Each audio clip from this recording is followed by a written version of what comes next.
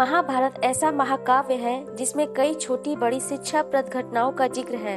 द्रौपदी चीर हरण भी महाभारत की ऐसी ही घटना है। द्रौपदी पंचाल देश की राजकुमारी थी और उसका विवाह अर्जुन से हुआ था। अर्जुन ने द्रौपदी के स्वयंवर में मछली की आंख में निशाना साधकर उससे विवाह किया था, लेकिन माता कुंती के अनजाने में दिए गए आदेश से द्रौपदी पांडवों यानी पांचों भाइयों की पत्नी बन गई। एक बार की बात है जब पांचों भाइयों में से सबसे बड़े भाई युधिष्ठिर इंद्रप्रस्थ नगर पर राज कर रहे थे। उन दिनों हस्तिनापुर का राजा दुर्योधन था और पांचों पांडव उसके चचेरे भाई थे। दुर्योधन कौरवों में सबसे बड़ा था और अपने चचेरे भाइयों यानी पांडवों से जलता था। दुर्योधन सबसे ज्यादा अपने चालाक मामा शकुनी की मानता था। शकुनी ने दुर्योधन को सलाह दी कि वो पांचों पांडवों को जुआ खेलने के लिए आमंत्रित करे। पांडवों ने अपने भाई दुर्योधन का निमंत्रण स्वीकार कर लिया। उस सभा में भारत वंश के शासक धृतराष्ट्र, भीष्म पितामह, द्रोणाचार्य और महात्मा विदुर जैसे महान लोग उपस्थित थे। शकुनी मामा ने छल कपट से पांडवों को हराना शुरू किया।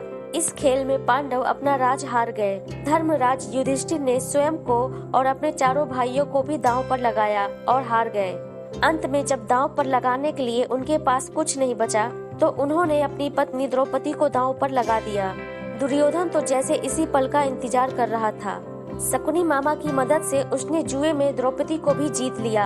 द्रौपदी को जीतने के बाद दुर्योधन ने अपने भाई दुशासन को आदेश दिया कि वो द्रौपदी को भरी सभा में बाल पकड़कर और घसीटते हुए लेकर आए। भाई से आज्ञा मिलते ही दुशासन द्रौपदी के कक्ष में गया और उसे सभा में चलने को कहा। रानी द्रौपदी बहुत ही स्वाभिमानी और पतिव्रता स्त्री थी, इसलिए उन्होंने दुशासन के साथ चलने से मना कर दिया। दुशासन ने गुस्से में आकर द्रौपदी के बाल पकड़ लिए और उसे खींचते हुए भरी सभा में लाकर खड़ा कर दिया। दुर्योधन ने दुशासन को आज्ञा दी कि वो द्रौपदी को भरी सभा में निर्वस्त्र कर दे। दुशासन ने जैसे ही द्रौपदी के वस्त्र को हाथ लगाया, द्रौपदी ने श्री कृष्ण को मदद के लिए पुकारा।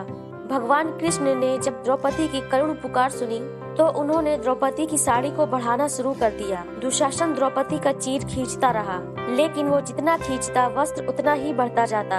अंत में दुशासन थक कर हार गया, किंतु द्रौपदी का वस्त्र हरण नहीं कर सका।